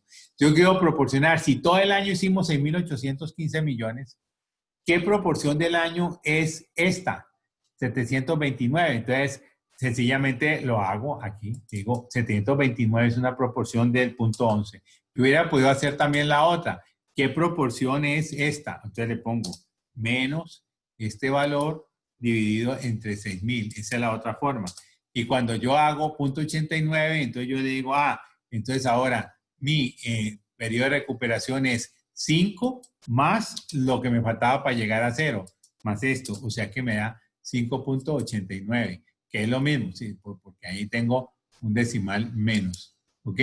Yo lo puedo hacer de las dos, eso es interpolación, lo puedo hacer de las dos maneras. O mido cuánto me faltaba para llegar a 0 y lo sumo al valor que estaba antes de 0, o mido cuánto me había pasado y lo resto. Lo que hice fue lo segundo. ¿Vale? Eso, profe, gracias. Profe, Dime. aquí con estos proyectos que se extienden en el tiempo, ¿cómo hacemos para dar un buen criterio del periodo de recuperación? Porque tú habías dicho que por la estabilidad política y estas condiciones era mejor, pues, busca minimizarlo, ¿cierto? El periodo de recuperación, pero era mejor tenerlo entre 1 y 4 años. Aquí, ¿qué dirías tú? ¿Que es No, bueno? ya. A ver, ahí yo, digamos, yo soy más del lado académico, que es maximizar la riqueza. Por excepción, tomo el resto de cosas. Por excepción, tomo cosas como esas. El maximizar la riqueza es VPN, pero ya, lo que les dije fue, las empresas extranjeras buscan tener esa seguridad jurídica. Y miren que no es tan descabellado. Si ustedes leen la columna de Francisco Lloreda en El País del domingo pasado, de ayer, la del domingo de hace 8 días, él está criticando que cuando trajeron hace unos 8 años, las empresas dijeron, las empresas que vengan a explorar nuevas formas de obtener petróleo serán premiadas porque pueden participar de la etapa de explotación, o sea, ya sacar el petróleo, y las regalías que van a pagar no son las que hoy pagan, sino solo el 60%. Entonces vinieron empresas extranjeras y empezaron a explorar dónde va fracking y hoy, hace 6 meses, ya se sabe dónde pueden explotar fracking, que es coger la tierra y aplastarla, pues allá abajo de la roca. Entonces, esas son nuevas formas. Claro, el Estado, el Congreso dijo, no, yo no puedo aprobar ahora voy a desaprobar, voy a promover que esa norma se retire a partir de ahora. Entonces, claro, vinieron hace 8 años las empresas, pues no hace 8 años, vinieron hace 4 años, pero hace 8 años se generó la norma y empezaron y ya dijeron, estamos listas. Ahora sí, mis cuentas fueron con que yo no voy a pagar las regalías que son como, no sé, es como el 60% del precio, de la utilidad, algo así, sino apenas el 60% de esa regalía. O sea, él me voy a hacer el negocio de la vida. Y ahora sale el cambio jurídico y dice, no le vamos a dar ese descuento. No lo dicen a ellas, dicen, no, a partir de ahora el descuento no va, porque ya hubo 8 años y ahí pues lo que fue y ya no más. Entonces, bueno, como este señor Francisco Lloreda es el representante de la Asociación de Empresas de Petróleo, pues obviamente está bastante, él creo que fue ministro de algo, de Minas o algo así. Él pues está reclamando, pues en la reclamación con justa razón, porque eso es lo que pasa. Dice, ¿qué va a pasar? Vamos a darle un golpe a la inversión extranjera. Los extranjeros ya van a decir, sí ven, por eso es que yo no invierto allá. Y por eso es que los extranjeros están diciendo eso que tú dices, Camilo José. Dice, sí, yo esos gobiernos no los estimo seguros. Yo di el caso, siempre saqué la cara por Colombia y hoy no lo puedo sacar. No es que yo esté a favor del fracking. Lo que pasa es que en algún momento un gobierno dijo, yo voy a poner el fracking y luego otro gobierno dijo, yo lo voy a quitar. Básicamente es eso. Creo que fue en el gobierno de Santos que pues pasó y como que pasó con una norma así que no fue muy pública y esos son los problemas que hay. Entonces, ¿qué hacemos? O sea, al final de cuentas es cierto. Si yo voy, a mí me dicen, es como ustedes le dicen, miren, ustedes vienen aquí, están pagando una plata y van a salir con un título que es este. ¿Qué tal que dentro de 2 años van a agarrar y dicen, no, es que vea, es que nos desaprobaron esto y ahora tenemos que darle el título de tecnólogo? Pues no, es un engaño. Entonces eso pasa. Entonces, ahí, eso es lo que tiene que ver. Por eso esas multinacionales normalmente dicen, yo los proyecticos, 2 años. Yo trabajé en 2 empresas multinacionales, sobre todo la primera, Cartón de Colombia, la segunda fue Propal. Cartón de Colombia, ningún proyecto normalito, pues pasaba, sí, el periodo de recuperación, que lo primero que se veía era mayor de 2 años, y luego sí se veía cuánto iba a generar. Luego, pues había otros macroproyectos, que fue, por ejemplo, de hacer pasta termomecánica, bueno, una pulpa para hacer papel periódico, que ese era un proyecto como de $200 millones en ese tiempo, que era muchísimo. Y ahí se fueron como 4 años haciendo todo el estudio y luego la ejecución del proyecto. Pero ese sí, pues no iba a recuperar en 2 años. Pero que las directivas pudieran decir a la casa matriz, ustedes están poniendo la plata aquí, entonces vamos a retenerle algo de platica para que este proyecto pueda ser, pues es una forma muy, muy fuerte de convencerlos, ¿no? Entonces, claro, eso lo hicieron. Mire, y con Propal también hubo la situación. Yo estaba allá cuando Propal estaba en una condición muy mal económicamente, porque la apertura lo afectó demasiado. Papel de imprenta de escritura entró sin arancel o con 5% de arancel cuando era el 35 antes y de mejor calidad y más barato. Entonces, pues claro, eso se vino a pique este negocio y vinieron a hacer un estudio los dueños, que eran los de International Paper, y ellos determinaron en una semana de estudio, ahí estuve en la planta y preguntando y pregando. Vino como 1 o 2 personajes y los demás eran como estudiantes en práctica.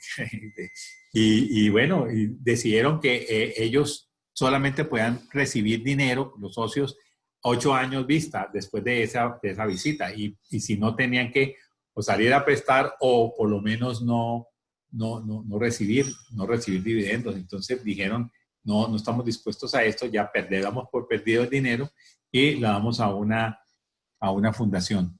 Lo entregaron a una entidad en Estados Unidos y la entidad compartió con la FES, que es otra fundación sin ánimo de lucro en Colombia, para que remataran la empresa. La ofrecieron en subasta y al final de cuentas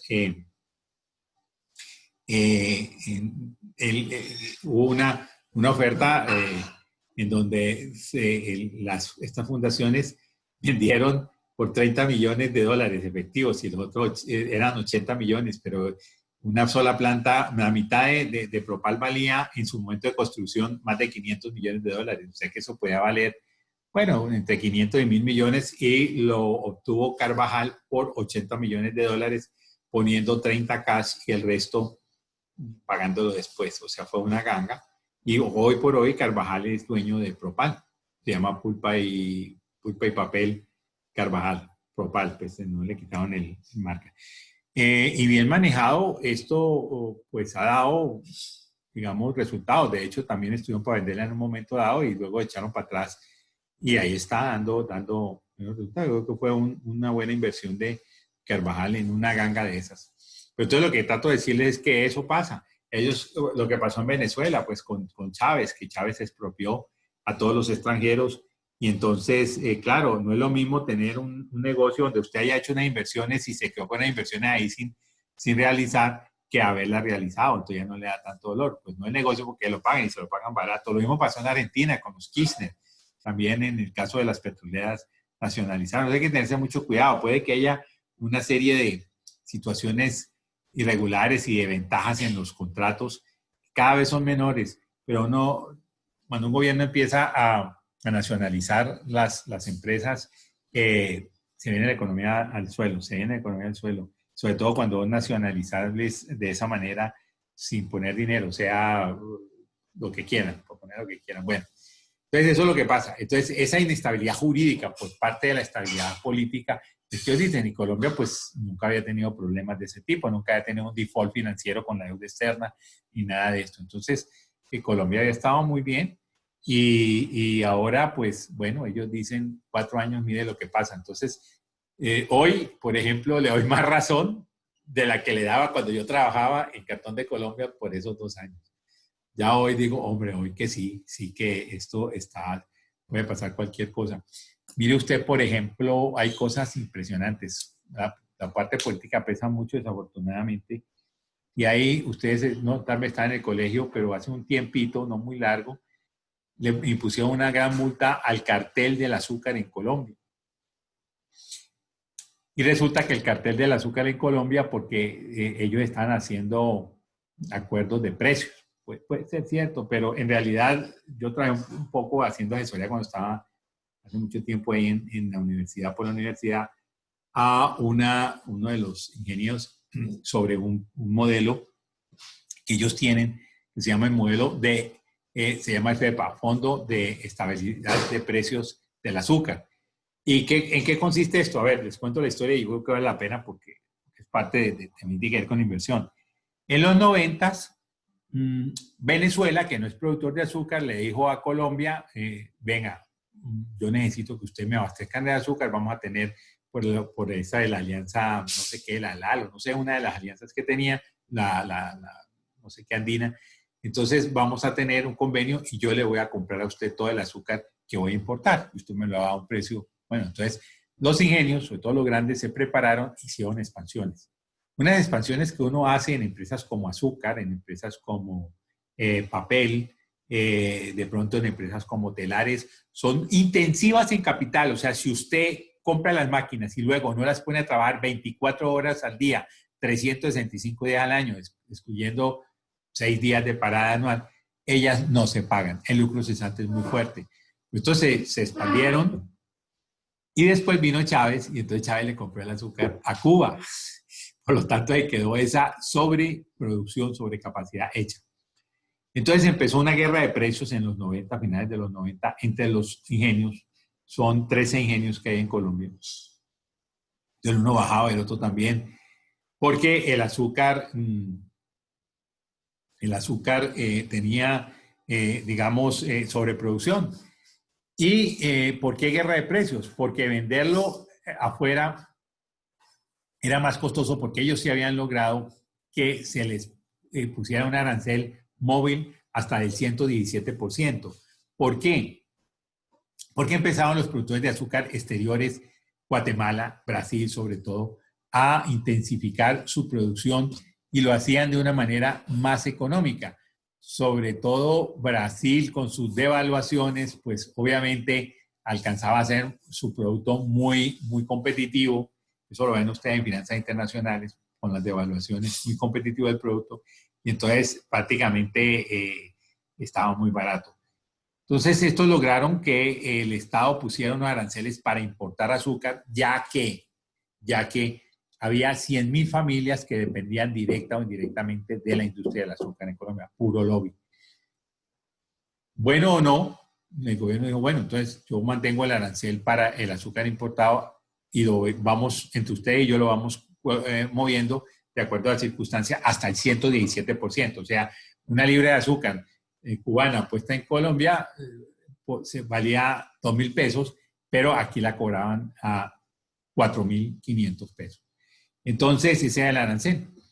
Y eso estuvo bien, pero resulta que entonces era bueno vender azúcar en Colombia porque se vendía más caro de lo que podía encontrar afuera, para poder salvaguardar 100.000 familias, que eso le hacían un hueco grande a la economía. 100.000 por 5 son medio millón de personas en ese tiempo, que podían ser no más de 15 millones de personas, de familias que fueran activas. Yo creo que hoy somos por ahí 20, 25 económicamente activas las familias, o el número de personas de las familias, pues le hacía un hueco grande. Entonces los gobiernos pues aceptaron.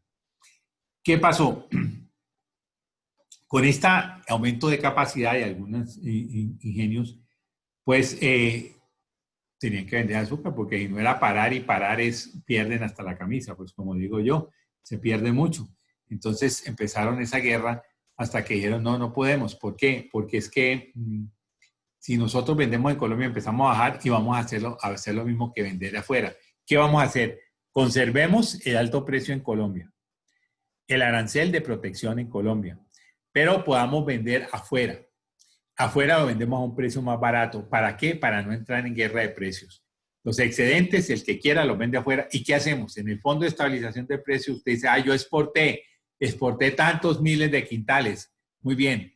Eso significa que los puso ¿a qué precio? A X. ¿A cómo está en Colombia? A Y. Entonces usted hace la conversión para que proporcionalmente todas las ventas de Colombia bajen el ingreso y den un aporte. Entonces, por ejemplo, aquí vendieron el azúcar a 4.500 la libra, en la exportación a 2.000. Exportaron un tercio de todo. Entonces, más o menos los que exportaron tendrían derecho a ganar 3.300 y los de aquí perder 1.200 por cada libra vendida. Fue un poco distinto, 3.300 y los de allá perder 200. Entonces, al final, de cada libra vendida por 4.500 le daban 200 para el fondo, y los que exportaron en vez cobraban sus 2.000 y por el fondo cobraban los otros 1.300 pesos. Así. Y entonces ahí, claro, tenían todos, cuando esos son millones de pesos en cada mes que van para el fondo y que se cobran del fondo, pues todos los ingenios están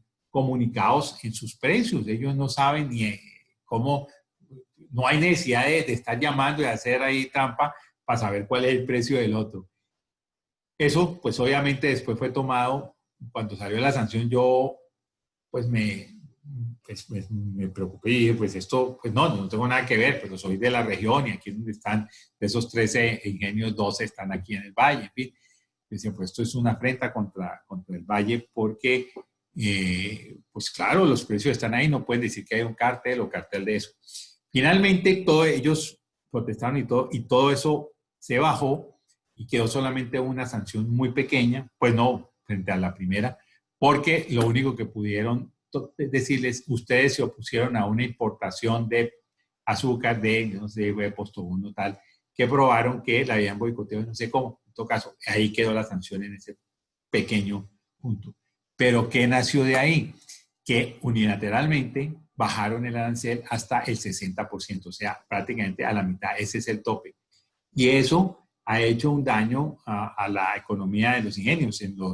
El año pasado estuvo regular y el año antepasado muy mal el sector del azúcar. ¿Por qué? Porque ellos ya no tenían tanta protección. Cuando ya no pueden cobrar sino hasta 60% de arancel, cuando antes cobraban 117, pues no hay menos protección. Además, hay una situación muy importante que es porque yo la viví estando pues aquí en la universidad, y es que cuando apareció el alcohol etílico para que fuera carburante, entonces los ingenios más grandes, Ingenio del Cauca, Manuelita, Río Paila, montaron sus destilerías. Entonces dijeron, ahora es muy fácil. Cuando la melaza ya no da para producir azúcar y tener que exportar y todo eso, pues más bien volteamos la melaza para las torres de destilación y producimos alcohol etílico para lo que llaman alcohol carburante. Y eso fue magnífico y todo se hizo bien hasta que viene ahora el alcohol carburante, que aún compra Ecopetrol y es más barato el que compra de Estados Unidos porque allá le hacen dumping. Entonces todo el alcohol carburante que tiene la gasolina que hoy consumimos es alcohol carburante que viene de Estados Unidos. Entonces tampoco pudieron hacer eso, y en estos 3 últimos años la industria ha estado un poco de capa caída, con mucha amenaza. Todo eso parece, no puedo decirlo, pero parece que fue una jugada política, porque, digamos, en el gobierno de Álvaro Uribe, los cañicultores estaban muy del lado de él, porque parece que él, pues, no sé, estaban muy bien las relaciones, pero después algo pasó con Santos, y de hecho a mí me contaron ya a nivel de rumor que la primera vez que invitaron a Santos como presidente, pues los cañicultores, que son un gremio poderoso, pues, y todo eso, también invitaron a Uribe. Y el presidente de la asociación, que es uno de los dueños de dueño de uno de los ingenios, delante del hijo, y agradecemos al doctor Uribe por su gestión, y no dijo nada de Santos. Por supuesto, ahí eso es una espada que se autoinfligieron ellos, y ahí vino después la sanción, vino la baja, y yo creo que es una jugada política hasta cierto punto. No lo sé, podría ser, pero eso pasa. Y eso también son situaciones de la estabilidad jurídica del país. Otro caso de problemas con estabilidad jurídica fue el de Bavaria. Yo no sabía, no conocía hace mucho tiempo, alguna estudiante entró a Bavaria y me dijo, profe, yo necesito que usted venga, necesito para que vea cómo estoy trabajando aquí. Llevaba como 15, estaba feliz. Y entonces digo, iba a invitar a otros profes. Dije, claro, díganles. Y fuimos como 4 o 5, quedamos una que nos fuimos a ver a Bavaria, la cervecera del Valle, y nos atendieron muy bien. Y yo antes me dateé, y cuando veo, yo, ¿y cómo estos? ¿Por qué están pagando nomás 15%, 16% de impuestos? En todo el año me daba eso. Entonces me llevé esa pregunta y me dijeron, claro, porque nosotros estamos en zona franca. Claro. Zona franca son zonas francas especiales que creo que fue en el gobierno de Pastrana, por allá en el 2000. Se crearon en varios sitios zonas francas especiales que tienen ciertas condiciones para propiciar el desarrollo.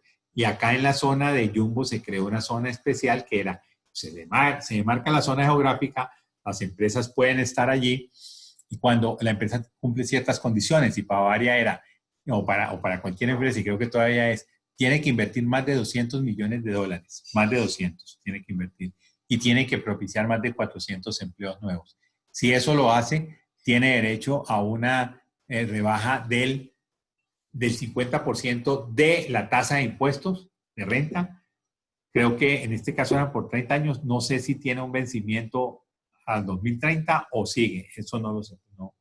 Pero sí tiene una gran rebaja. Entonces, claro, cuando hay una de esas gangas de impuestos, porque los impuestos son muy, muy, muy fuertes, pues claro, ¿qué hizo Sam Miller? Sam Miller compró Bavaria en el 2008. Y aquí en Cali cerró la planta de la octava, de eso la abandonó ahí, y abrió una nueva planta allá. Entonces liquidó esta, y allá apareció Cervecería del Valle. 405 empleados, una planta absolutamente moderna, como $250 millones de inversión, automatizada la planta de líquido, no hay ni una persona allá. Cuando yo cuando estaba estudiando ingeniería química vi la otra, pues estaba lleno de gente. Ahora solamente en la embotelladora hay un poco de gente, pero allá en la de líquido, 0 personas. Ahí los laboratoristas que ven ahí, de pronto si hay una tranca le prende un bombillito, entonces ellos llaman al superintendente y dicen, vea, aquí hay un problema, no sé qué, pero no más. Eso es primer mundo. Y ellos lo hicieron con esa condición y estaban ahí. Entonces, ¿cuál es la inestabilidad jurídica? Que en la reforma tributaria de hace 5 años dijeron, las empresas sí, las empresas le vamos a rebajar la tasa de impuestos sobre la renta al 25%. Y en las otras, pero ahora ustedes van a pagar ya los parafiscales no por nómina, sino por utilidades. O sea, todo lo que es cajas de compensación y bienestar familiar, ya no lo van a hacer de acuerdo al tamaño de la nómina, un porcentaje de eso, sino que van a hacer un porcentaje de las utilidades, y eso es como el 9%. Entonces, claro, Bavaria, que tenía una planta que cuando la compró eran como 2.000 personas y la bajó a 405 personas, pues ya pagaba poquito de parafiscales por personas, pues ahora le tocó aumentar. Y fuera de eso, los impuestos que antes le rebajaban del 33 la mitad, o sea, 16,5, ahora eran solo 25, que quedaban en 12,5. Pues puso el grito en el cielo, pero igual tuvo que aguantarse. Eso es inestabilidad jurídica. Y esa inestabilidad jurídica, pues molesta. Entonces vuelve a jugar este punto. Son ejemplos a favor de lo que me preguntaban. Pero, bueno, ustedes escogen. No creo, no estoy tampoco, eso me dice que pues uno debe ponerse tan de ese problema, de esa mano, porque es que también la experiencia me dice que los proyectos más rentables, de más generación de valor, son los proyectos más longevos. Entonces aquí donde se recupera la inversión 5, 6, 10 años, esos cambian estructuralmente. Por eso es como usted tiene que invertir 5 años para cambiar su postura de un ciudadano a un ciudadano un poco más ilustrado. Perdón. Un momentico, por favor. Igual, usted, por ejemplo, quiere hacer un posgrado, quiere señalarlo bien, pues quizá una maestría en Harvard, pues no es alcanzable, pero posiblemente que sí un diplomado. Y tiene que invertir mucho. O sea que hay que invertir y así mismo cambia estructuralmente. Eso es. Pero yo personalmente soy más partidario del BPN. Soy más partidario del BPN que el periodo de recuperación. Y el periodo de recuperación es una variable que mira es el riesgo, no la riqueza, el riesgo. Solamente lo vamos a usar. Después estaremos trabajando con varios proyectos y allá vamos a ver cómo maximizamos el BPN de la decisión sobre varios proyectos. Pero, vamos a poner un pero, si la empresa está creciendo, no tiene definidos los montos que necesita para crecer, pues podría como estrategia decir, yo voy a, esta vez, porque estoy creciendo y necesito dinero, voy a irme no por BPN, sino por periodo de recuperación, los de menos periodo de recuperación. Eso lo vamos a ver allá, pero en general por default BPN. Bueno, esto fue. Yo creo que ahí no nos va a cansar, quedamos con esto. Nos faltó lo de variables a pesos constantes. Vamos a ver si el miércoles yo quisiera seguir con esto para entrar de una vez a la parte de costo de oportunidad del WACC. Pero en algún momento hacemos lo de cifras constantes porque pues es bueno que ustedes lo conozcan. Bien, esto es, pues voy a poner también unos ejercicios, 1 o 2, para que puedan ustedes hacer esto de tarea para la próxima clase. Como les digo, esta es la base. Si tienen alguna duda, traten de disiparla. Y esto, claro, si ustedes me dicen, me lo va a poner en un examen, pues no puedo poner una cosa tan larga porque ya llevo todas las 3 horas, pero sí que algunas cositas se pueden poner. Y para el trabajo final, sí, este tipo de cosas es la que ustedes van a hacer. Bien, no sé si hay alguna pregunta o alguna inquietud o eso. Profe, yo tengo una pregunta, pero es con respecto a una charla. Es que hoy en Cómo Amanecen los Mercados plantearon que como que hoy iba a haber una charla. No estoy muy segura, pero creo que era hoy por la tarde. ¿Esa charla también funciona para nosotros o no? Si no la he anunciado, no. ¿Cómo anuncian los mercados? Sí. Pero la charla solamente las que yo no, si no, pues todavía va a ir en charlas porque yo tengo programadas como 3 más y tengo programadas ahí, ya casi todas por el lado mío. Pero no, esa no. ¿De qué es la charla, Melissa? No me acuerdo. Puede que me hayan invitado, pero no me acuerdo. Uy, profe, la verdad no estoy segura porque solamente como que dijeron que hoy había una charla a las 4:30, pero no recuerdo bien como la temática y eso. Sí, no, pues como no, y sería injusto también con otros cursos, no la anuncié. Dejémosla así. Profe, sí, dime. La charla es de estrategias financieras para mitigar el impacto en la crisis. ¿Quién la va a editar? Omar Suárez. el gerente de estrategia de renta variable en Casa de Bolsa SCB Grupo Aval. Listo. Yo no puedo estar de todas maneras. Entonces, si quieren ustedes, pues ya los que asistan tienen que decirle a Sebastián que les tome el dato y me mande la lista también. Él me manda la lista cada semana de los que fueron a cómo moverse en los mercados. Entonces, para ustedes pueden asistir, se las valgo como una charla. Debería valérsela como una de las 5, pero bueno. ¿Qué hacemos? Bueno, pues él esta exclusiva ya, valgámosla como una, pues una charla, una nota. Pero él me tiene que mandar ese resumen. Quienes asistieron, él me lo tiene que enviar, porque yo no voy a estar allí. Hagamos eso, pues ya que, y luego el miércoles me cuentan qué les dijo el señor Omar sobre eso. Sí, vale, pues sí, no vale la pena. Vale, la verdad es que ese tipo de charlas sí, podemos, pues esta como lo dicen y fue así, digamos, se la valgo como si fuera una de las nuestras, de las que yo invito.